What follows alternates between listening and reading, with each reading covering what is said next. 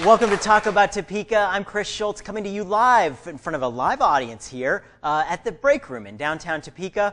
We're going to be talking about a 200th birthday party today for John Ritchie. Well, we've got George Bernheimer, the president of the Shawnee County Historical Society, here with us. George, thank you so much for being here. Thanks for having me. Absolutely. Glad to have you here, especially to talk about this 200th birthday for a man who is so instrumental in Topeka, John Ritchie.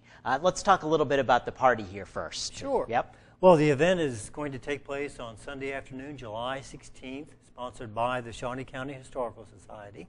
And it will take place at the historic site, which is 1116 Southeast Madison.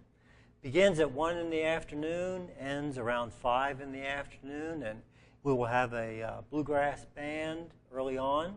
The Santa Fe band will be playing late in the afternoon, and in between we're going to have craft demonstrations, some historical interpreters portraying John Brown, James Lane, and of course John and Mary Jane Ritchie, and some craft demonstrations, and of course would be a birthday without ice cream. Yeah, we're having G's custard, so you want to definitely come out for that. Now, we talked a little bit about the historical interpreters. They're coming in from all over the place, but our one and only John Ritchie interpreter is you, right? Yes. So let's talk a little bit about John Ritchie and tell a little bit about his background and why we should be celebrating his 200th birthday. He made some pretty great contributions to the community. Sure. Well, John Ritchie came to Topeka when it was brand new. He first arrived here in December of 1854 after passage of the Kansas-Nebraska Act, and of course that act opened up Kansas territory for settlement. John and his wife Mary Jane were staunch abolitionists, which is why they were looking to relocate to Kansas from their home in Indiana. He came looking for a place to live, liked Topeka, went back to Franklin, Indiana, and the family packed up their belongings and came back, arriving in the first week of April 1855 to establish their residence. And John became very, very active in Kansas Free State politics. He was a delegate to 2 of the 4 Constitution conventions that were held in the state, and was a man ahead of his time.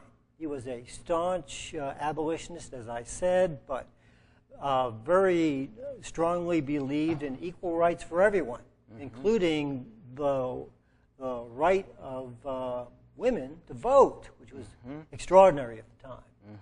Absolutely. So, as you are an interpreter for John Ritchie, what's it like when you're portraying him in front of a group of folks? Well, it's fun and it's interesting. John Ritchie is one of those people who has many different facets. He was said to be a man who wasn't afraid to speak his mind, but he didn't put himself forward. He was described to be a very, very gentle man, generally speaking, but had the heart of a lion, and had a very, very good sense of humor. Now, I would expect that he was someone with a dry sense of humor, and I've been described as being that way myself. So when we do an interpretation of John Ritchie, it's a challenge because we don't have a lot of information that is firsthand in the sense of having his own diary or a lot of correspondence. We do have a couple of speeches that he gave, and so from that, plus descriptions of people that knew him, my wife and I have put together a portrait, so to speak, a live portrait of John and Mary Jane, which we present to audiences of various sizes, various types, school groups, that sort of thing. And you can get a taste of it and a taste of ice cream July 16th coming up at the Ritchie Education Center. Yes. It's going to be a great day to celebrate a 200th birthday. That's a big milestone there. So come on out, check it out. How do folks find out about it? What's the Historical Society's website? It's www.shawneecountyhistory.org, or you can call the Shawnee County History Office at 234-6097. Very good. Well, that is George Bernheimer, the president of the Shawnee County Historical Society, with that invitation to go out on the 16th and celebrate with us, have some G's custard, and celebrate John Ritchie's 200th birthday. Thank you so much for being here, George. Chris. You bet.